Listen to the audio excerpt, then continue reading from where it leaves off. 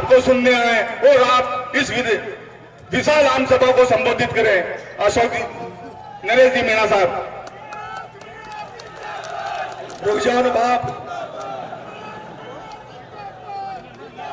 मेरा आप सबसे निवेदन है, मैं जब जयपुर पढ़ने गया तो जिसने मुझे जयपुर में राजनीति में उतारा, जिस व्यक्ति ने मुझे कंधों को बिठा बिठा के जयपुर में राजनीति में मेरे को छात्र राजनीति में लेके आए, जिस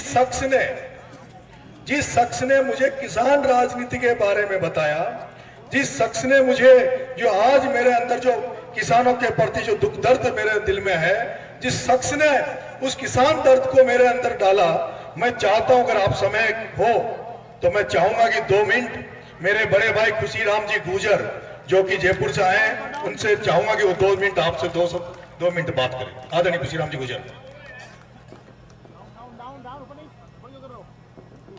राम राम साहब। सम्मानित मंच, पूर्व मंत्री अशोक बैरवा जी, जिला अध्यक्ष जी, भरत जी और हमारे राजस्थान यूनिवर्सिटी के क्रांतिकारी छात्र नेतृत्व से राजस्थान की किसान राजनीति और किसान आंदोलन को एक नया आयाम देने वाले हमारे युवा साथी भाई नरेश मीणा जी, जिनकी सदारत में आज ये इटावा का विशाल रोड शो और मैदान में आप लोग जो इनके लिए प्यार प्रेम और गुंजल साहब के पक्ष में जो आज इन्होंने यहाँ ये सभा आयोजित की है, मैं इनको बधाई देता हूँ। आप आए हो, आपका धन्यवाद ज्ञापित करता हूँ। केंद्र और प्रदेश की सरकार ने किसानों का जिस प्रकार से धैर्य का इम्तिहान लिया, तो मैं उसके लिए तो यही कहूंगा कि कल ही तुम्हारा तख्त गिरेगा, कल ही तुम्हारा ताज गिरेगा, नहीं रहेगी तुम्हारी सत्ता। जुल्मी हो तुम्हारा जुल्मी तुम्हारे जुल्म की ताजा याद रहेगी। ये किसानों की और मजदूरों की जमात तो आबाद रहेगी। भाई नरेश मीणा जी ने जब राजस्थान यूनिवर्सिटी की छात्र राजनीति में कदम रखा तो एक गर्व था इनके कि राजस्थान की यूनिवर्सिटी में किसानों को और किसानों के ग्रामीण परिवेश के छात्रों को कैसे फायदा मिले। डेली डीएसडब्ल्यू और बीसी के चैम्बर के सामने इनका आंदोलन होता था कि गांव के आए और गांव की प्राथमिक शालाओं से निकले हुए बच्चों को 5% का एडमिशन में बोनस अंक मिले और बोनस अंक इन्होंने दिलाया। नरेश मीणा जी के नेतृत्व में दिल्ली के किसानों के समर्थन में राजस्थान में पहली कोई रेल रोकी जगतपुरा में। इनके नेतृत्व में हमने 5000 युवा किसान छात्रों के साथ में जगतपुरा में रेल रोकी और वो रेलवे का मुकदमा भी अभी चल रहा है, उसमें हम 8-10 मुलजिम हैं। ये जज्बा है इनमें, किस प्रकार से किसान का बेटा, किस प्रकार से किसान के घर में पला बड़ा खेत खलिहान के पे नजर रखने वाला आदमी देश की संसद और विधानसभा में पहुंचे। और आज गुंजल साहब के पक्ष में इनके दिल में दर्द है कि किस प्रकार से जो वोट की कीमत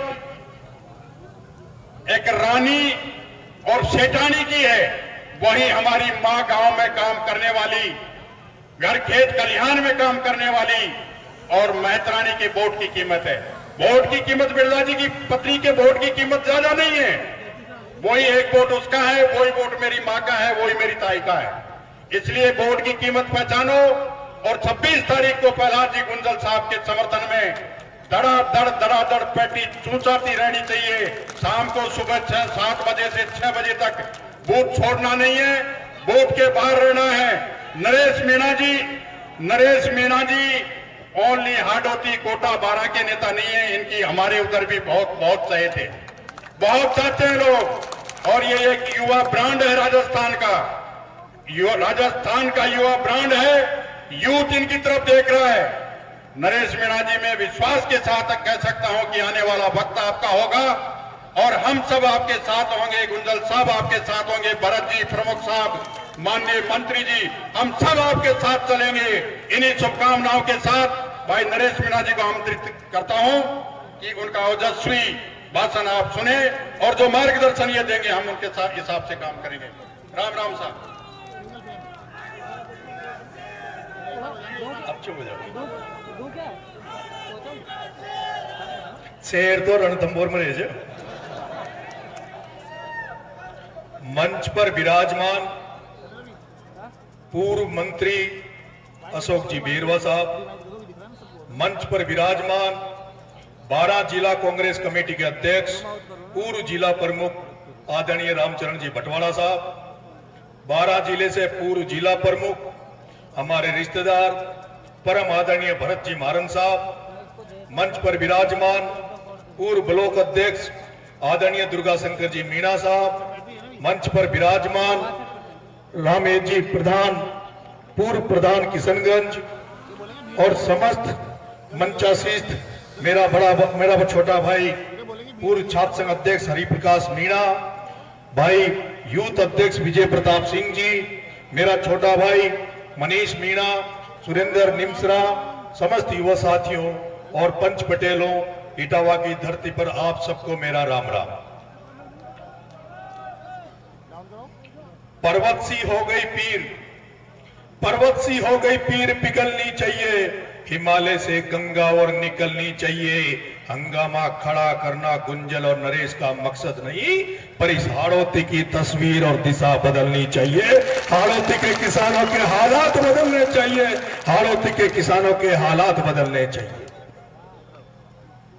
आज पहली बार इस इटावा की धरती पे आया। जब प्लान कर रहा था कि मुझे इटावा जाना चाहिए गुंजल साहब को मजबूत करने के लिए, तो मैंने कुछ साथियों से बात करी। उन्होंने कहा, क्योंकि मेरा सीधा सीधा यहां कोई जानकार नहीं था, 4-5 जो लोग थे उनसे बात की, और वो लोग थे जो राजनीति में नहीं थे, जिनसे केवल मेरा व्यवहार का रिश्ता था, दोस्ती का रिश्ता था। लेकिन मैंने 2 साथी भाई मनीष मीणा और सुरेंद्र निमसरा को कहा कि क्या तुम गांव गांव जाके मेरा न्योता दे दोगे? इन्होंने कहा भाई साहब जरूर देंगे। मैंने कहा कोई नेता साथ लगे कि ना लगे, नील लगाने वाला साथ लगे कि ना लगे, लेकिन मनीष और सुरेंद्र और तुम्हारी युवा टीम, तुम गांव गांव जाकर नरेश मीणा का पीले चावल बांट देना, निमंत्रण दे देना। मैंने जो किसानों के लिए किया है, मैंने इस कोटा की धरती पे, बाड़ा की धरती पे जो यूथ राजनीति के लिए किया है, मेरे को आशीर्वाद देने इटावा की धरती पे जरूर लोग आएंगे। और आज जब मैं इस इटावा की धरती पे पहली बार आया, तो मुझे लगा कि जिस तरह से कोई दूल्हा पहली अपने ससुराल में जाता है, जिस तरह से उसको घोड़ी पे बिठाते हैं, आज पूरे इटावा की जनता ने, जैसे ही गणेशगंज से मैं घुसा, घोड़ी पे, कहीं डीजे, कहीं बाजा, कहीं पे ट्रैक्टर पे, और जिस तरह से 36 ही कौम ने, 36 ही जाति धर्म के लोगों ने आज जिस तरह से आपके इस किसान के बेटे का स्वागत किया है, सत्कार किया है, उसके लिए मैं पूरी इटावा की धरती पर जितने भी लोग हैं उन सब लोगों को, आपको सबको धन्यवाद देता हूं, आप सबका आभारी रहता हूं। मेरे किसान भाइयों, युवा साथियों, मैं 8 महीने पहले इस कोटा, बाड़ा, बूंदी, झालावाड़ की राजनीति में आया हूं। इससे पहले मैंने पूरा समय अपना जयपुर में दिया।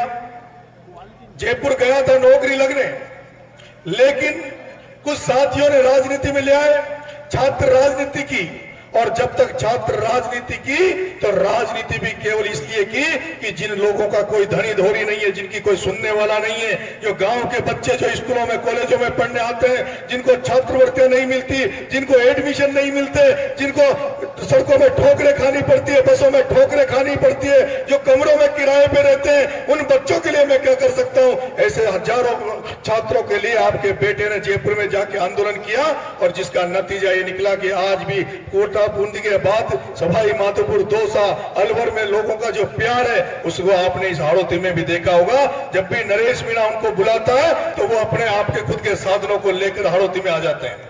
मैं पहली बार 8 महीने पहले इस हाड़ौती में आया था, और जब मैंने बाड़ा की धरती पर पहली बार पैर रखा, तो मैंने देखा कि यहाँ अगर सबसे बुरी हालात है, सबसे कमजोर हालात है, तो हाड़ौती के किसानों के हालात है।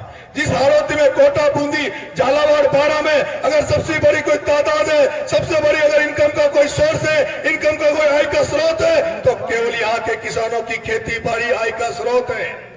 और मैं कहना चाहता हूं, जिस तरह से चौधरी चरण सिंह का एक संदेश में लेके चलता हूं, राजेश पायलट के उस शब्दों को मैं आत्मसात करके राजनीति में आगे बढ़ रहा हूं। जब चौधरी चरण सिंह ने कहा था किसानों का भला नहीं होने वाला, किसानों के आने वाली पीढ़ियों का भला नहीं होने वाला, किसानों के बच्चों का भला नहीं होने वाला, जब तक किसानों का एक पैर खेत की मेड़ पे नहीं होगा और दूसरा पैर संसद की सिट्टी पे नहीं होगा, जब तक किसानों का भला होने वाला नहीं है। दूसरी बार मैंने जब स्वर्गीय राजेश जी पायलट साहब ने कहा था, उन्होंने उनका आज भी चारों तरफ एक शब्द गूंजता है। राजेश जी पायलट साहब ने कहा था किसानों का भला जब तक नहीं हो सकता, किसानों के बच्चों का भला जब तक नहीं हो सकता, जब तक किसानों के बच्चे पढ़ लिख कर उन पदों पे नहीं चले जाते जहां नीतियां बनती है, नीति निर्धारण होती है, जहां कानून बनते हैं, जब तक किसानों के बच्चे उन पदों पे नहीं जाएंगे, जब तक किसानों का भला नहीं हो सकता, किसानों के बच्चों का भला नहीं हो सकता। और मैंने इस हाड़ौती में ये सब देखा है। हाड़ौती में किसान है, लेकिन मैं देख रहा हूं केवल किसान यहाँ खेती तक सीमित है, खेत खलियान तक सीमित है। किसानों के बच्चे, जो किसान अपनी मेहनत करते हैं, हार्डकोर मेहनत करके जो पैसा कमाते हैं, वो अपने बच्चों पे खर्च कर देते हैं, बच्चों को शहरों में पढ़ने भेजते हैं इस विश्वास के साथ कि उनके बच्चे पढ़ लिख कर नौकरियां मिलेगी, वो आगे बढ़ेंगे, काम धंधा करेंगे। लेकिन मैं जिस तरह से इस कोटा, बारा, बूंदी, झालावाड़ की धरती को देखता हूं, कुछ लोगों ने सब सिस्टम पर कब्जा कर रखा है। राजनीति में कुछ लोगों का कब्जा है, उनका आर्थिक जो फैक्ट्रियां उन पे उनका कब्जा है, हर जगह कहीं भी देखोगे तो उनका कब्जा है। और जब मैंने देखा तो मुझे लगा कि नरेश मीणा, जो अब तक राजनीति चली है, जब तक इस राजनीति को नहीं बदलोगे तब तक इन किसानों के चेहरों पे खुशी नहीं आने वाली, जब तक इन किसानों के बच्चों का भला नहीं होने वाला। और यही कारण था कि आपके बेटे ने जब किसानों की आवाज बनकर बारा में जब मैं मैदान में उतरा तो आपने देखा होगा किसानों को बीमा के पैसे दिलवाने के लिए, जैसे कर्नल भेसला ने अपने गुर्जर समाज को आरक्षण दिलाने के लिए रेल रोक दी थी, वैसे नरेश मीणा ने इस बारा की धरती पे किसानों को बीमा के पैसे दिलवाने के लिए छपरा की धरती पे ट्रेन रोक दी थी, रेल रोक दी थी। आपको वो दिन भी पता होगा जब मेरे किसान भाइयों को बिजली नहीं मिल रही थी, मेरे किसान भाइयों को जब खाद की लंबी लंबी लाइनों में लगना पड़ता था, मेरे किसान भाइयों को जब खाद के कट्टे के 400 के कट्टे के 600 रुपए देने पड़ते थे, 1200 के डीएपी के 1500-1800 रुपए देने पड़ते थे, तो मैं चैन से कैसे बैठ सकता था। मैं हजारों किसानों को लेके बारा की कलेक्ट्री पे चढ़ गया और कहा तो जो कलेक्टर एसपी किसानों से मिलने के लिए टाइम नहीं देता था, मैंने पहली बार उस बारा की धरती पे किसानों के साथ वहां झंडा रोक दिया, किसानों के ट्रैक्टर को बारा के कलेक्टर की छाती पे चढ़ा दिया और कलेक्टर से कह दिया तेरे ऑफिस में नहीं आएंगे, तेरे से वार्तालाप तेरे ऑफिस में नहीं आएंगे। ऐ कलेक्टर, बारा के जिला कलेक्टर, तू किसानों का नौकर है, तू जनता का नौकर है, जनता का सेवक है, तुझे जनता के बीच में आके हमारी मांग को रखनी, हमारी मांगे माननी पड़ेगी, इन किसानों की बातें सुननी पड़ेगी। और आपको पता है पहली बार इस हाड़ौती में एक कलेक्टर और एक एसपी, जिसको आपके इस किसान के बेटे, जिसके पास कोई पद नहीं है, जिसके पास कोई होता नहीं है, कलेक्टर एसपी को किसान के ट्रैक्टर पे खड़ा कर दिया, किसान के ट्रैक्टर पे खड़ा कर दिया। नतीजा क्या निकला? नतीजा ये निकला आपके बेटे में 8 मुकदमे लगे, आपके बेटे में 8 मुकदमे लगे, 2-3 बार जेल गया, लेकिन आपके बेटे ने बारा के किसानों को इस बार खाद की लाइन में नहीं लगने दिया। आपके बेटा जेल गया, मुकदमे खाए, लेकिन आपके बेटे ने इस बार बारा के किसानों को खाद की लाइन में नहीं टिकने दिया।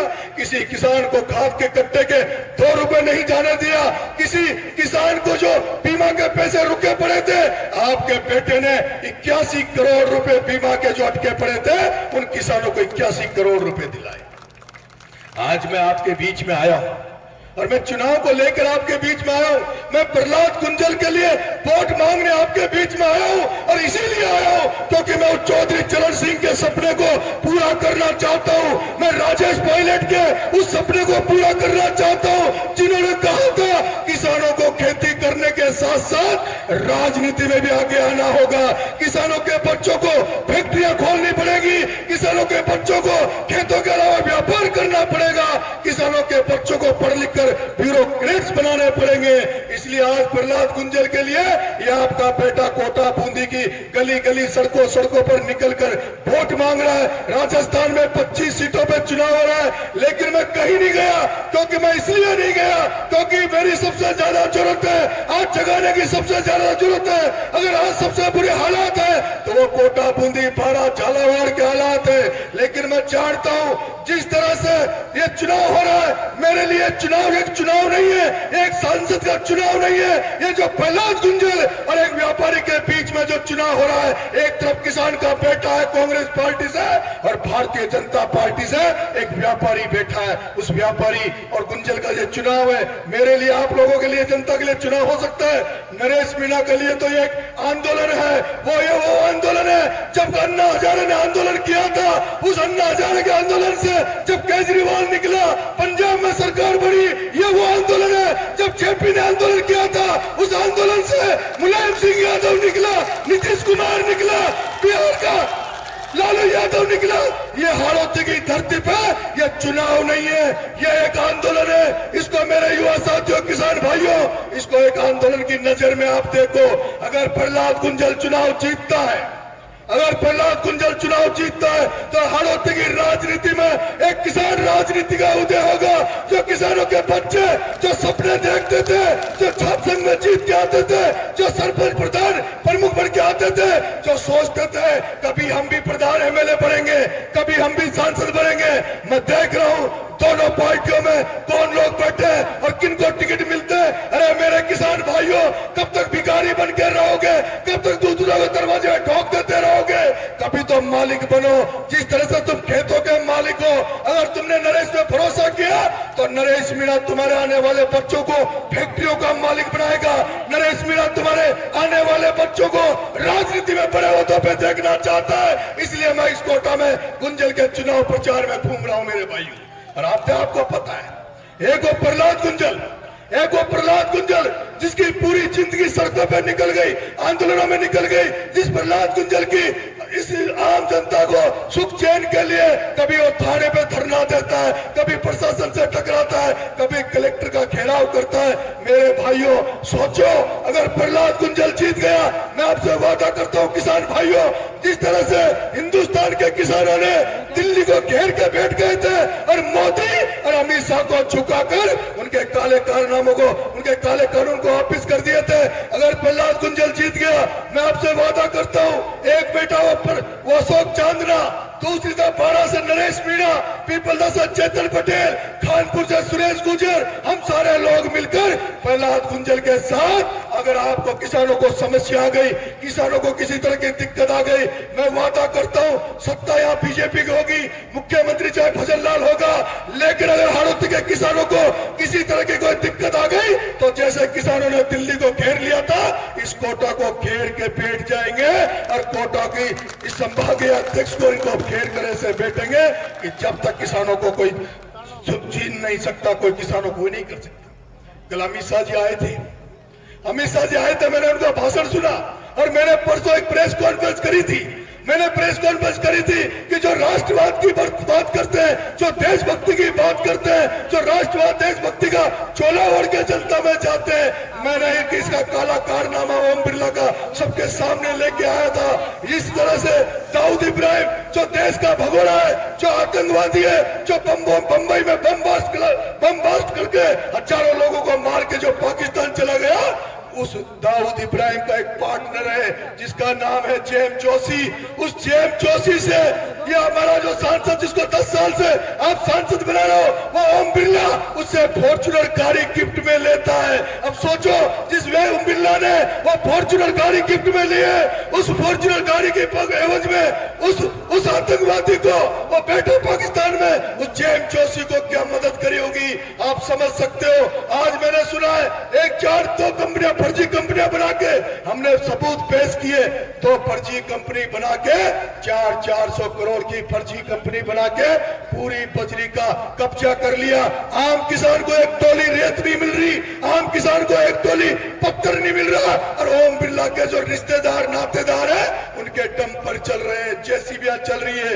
मेरे किसान भाइयों, मैं पूछना चाहता हूं, आपके बीच से दिल्ली से बंबई हाईवे निकल रहा है, आप में से कोई ऐसा व्यक्ति है क्या जिसने उसमें 2 रुपए कमाया हो? हजारों करोड़ का प्रोजेक्ट था, हजारों करोड़ की सड़क बन रही थी, लेकिन मुझे नहीं लगता कि इस इटावा की धरती पर किसी किसान के बेटे ने उसमें ट्रैक्टर चला हो, एक ट्रॉली रेत दी हो। सारे क्रेशर इनके। ये जो व्यापारीकरण की राजनीति हो रही है, उस व्यापारीकरण की राजनीति के खिलाफ नरेश मीणा वोट मांगता घूम रहा है। मैं आपसे निवेदन करना चाहता हूं, जो भी किसान कौम है, गांव में किसान, ब्राह्मण समाज का व्यक्ति भी गांव में खेती करता है, मुस्लिम समाज भी गांव में खेती करता है, हर तबका जो गांव में रहता है वो खेती बाड़ी करता है। उन खेती बाड़ी करने वाले लोगों से मेरे अपील है, अगर आप चाहते हो कि ये सिक्योरिटी की तरह यहाँ राजनीति हो, पूर्वी राजस्थान की तरह राजनीति हो, जहाँ किसानों के बच्चे राजनीति करें, किसानों के बच्चों के धंधे पानी चले, किसानों के बच्चों की फैक्ट्री हो, तो आप इस प्रहलाद कुंजल को चुनाव जरूर जिताना। मैं ये आपसे अपील करने आया हूँ, मैं निवेदन करने आया हूँ कि आपके पास में गड्ढे पान की फैक्ट्री है, आपके पास में टीसीएम की फैक्ट्री है, आप हालात तो देखो किस तरह के हालात है। एक आम आदमी का, व्यक्ति का बेटा उसमें नौकरी नहीं लग सकता। और मेरे किसान भाइयों, पंच पटेलों, आपके बच्चे कोटा में पढ़ रहे होंगे, आपके बच्चे जयपुर में पढ़ रहे होंगे।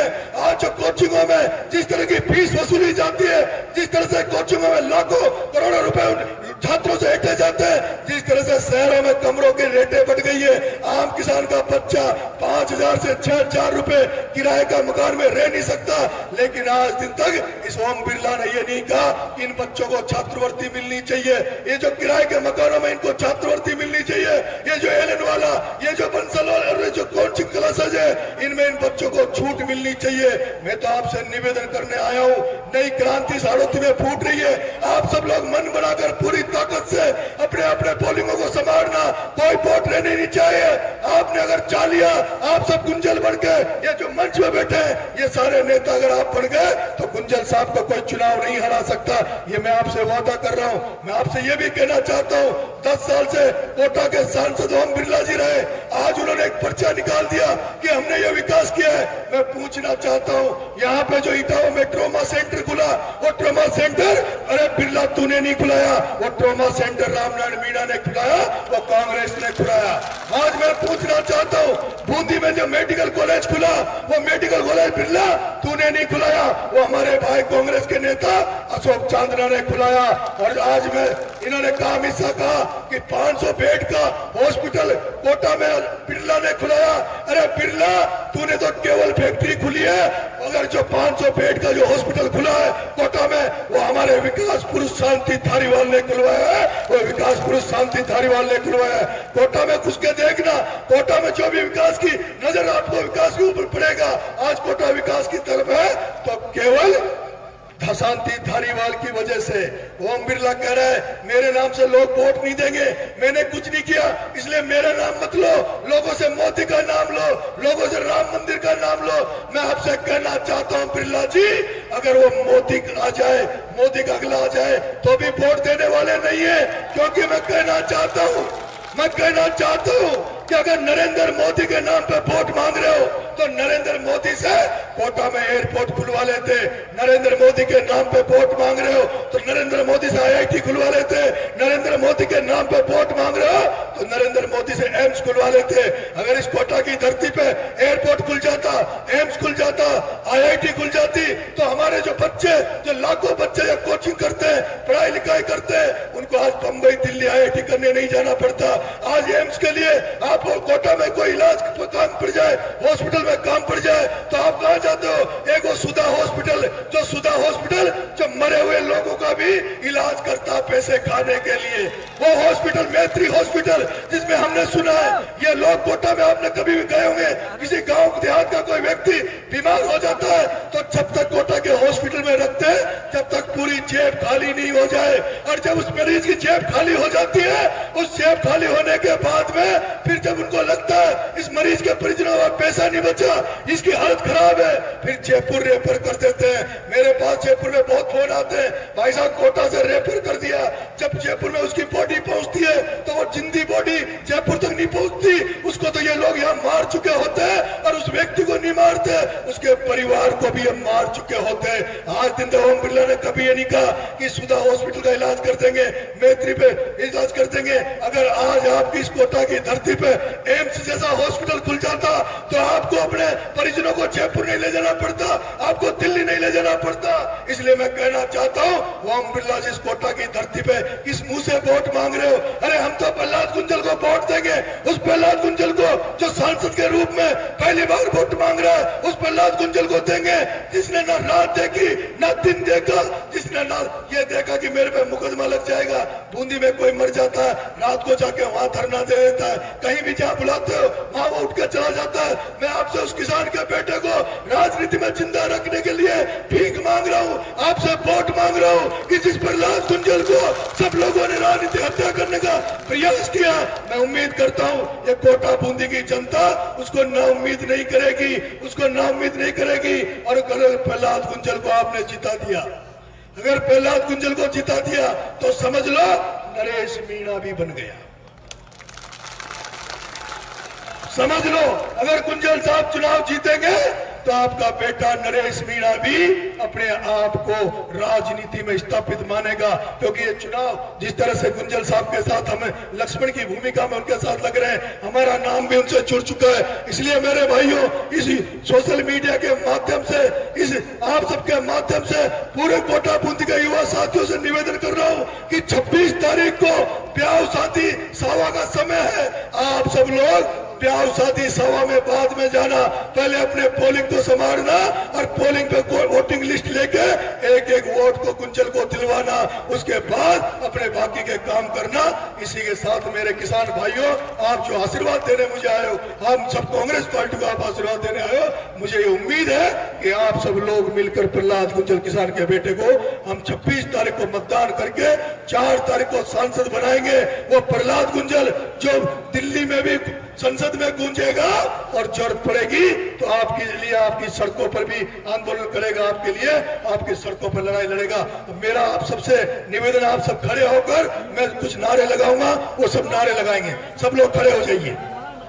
अब सब लोग हाथ खड़े करके, वो बीजेपी वाले कहते हैं जब नारे लगाते हैं ना, पता क्या बोलते हैं कि हाथ खड़े करके मुट्ठी बंद करके लगाना।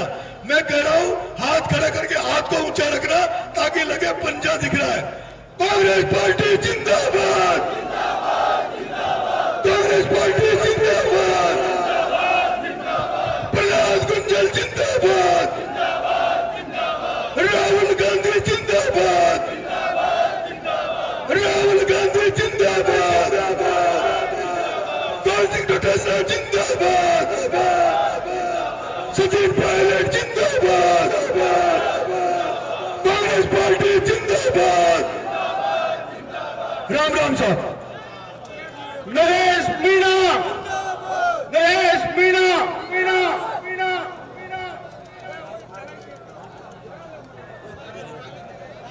ना संघर्ष ना तकलीफ हो तो क्या मजा है जीने में, ना संघर्ष ना तकलीफ हो तो क्या मजा है जीने में। बड़े बड़े तूफान थम जाते हैं जब आग लगी हो सीने में, बड़े बड़े तूफान थम जाते हैं जब आग लगी है सीने में। हेमंत जी पारेता साहब, आपका स्वागत करना चाहते हैं। मैं ब्लॉक कांग्रेस कमेटी के अध्यक्ष रमेश जी नागर से निवेदन करूं कि आप सभी का धन्यवाद दें। आदरणीय ब्लॉक कांग्रेस कमेटी के अध्यक्ष रमेश जी नागर साहब। सम्मानीय हमारे पूर्व राज्य मंत्री श्रीमान अशोक जी बेरो साहब, वह